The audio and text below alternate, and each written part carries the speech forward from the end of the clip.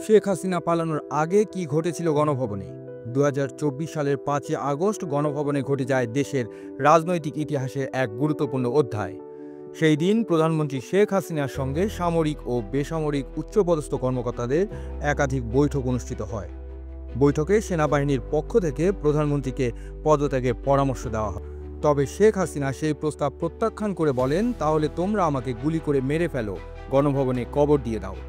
এই তথ্য আন্তর্জাতিক অপরাধ ট্রাইব্যুনালের শুনানিতে প্রধান প্রসিকিউটর মোহাম্মদ তাজুল ইসলাম প্রকাশ করেন। তিনি জানান, ৪ আগস্ট রাতেই গণভবনে আওয়ামী লীগের শীর্ষ নেতৃবৃন্দ এবং ৩ বাহিনীর প্রধানদের মধ্যে উত্তপ্ত আলোচনা হয়।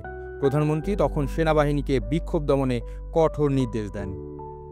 তৎকালীন প্রতিরক্ষা উপদেষ্টা মেজর জেনারেল অবসরপ্রাপ্ত তারিক আহমেদ সিদ্দিক গণভবনের বৈঠকে হেলিকপ্টার থেকে গুলি চালানোর প্রস্তাব দেন।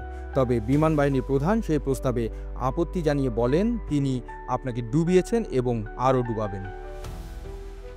আওয়ামী লীগের ৪ শীর্ষ নেতা ওবায়দুল কাদের, আসাদুজ্জামান খান, আনিসুল ইসলাম ও সালমান এফ রহমান শেখ হাসিনাকে কঠোর অবস্থানে থাকার পরামর্শ দেন। কিন্তু ৫ই আগস্ট সকালে আইজিপি চৌধুরী আবদুল্লাহ আল মামুন জানান, পুলিশের পক্ষে পরিস্থিতি নিয়ন্ত্রণে রাখা আর সম্ভব নয়।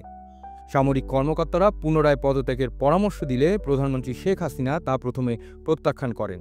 পরে শেখ রেহানা ও সজীব ওয়াজেদ জয়ের অনুরোধে তিনি রাজি হন সরে দাঁড়াতে। তবে শর্তস্বরূপ তিনি একটি টেলিভিশন ভাষণ দিতে চান, যা সামরিক কর্তৃপক্ষ অনুমোদন করেনি।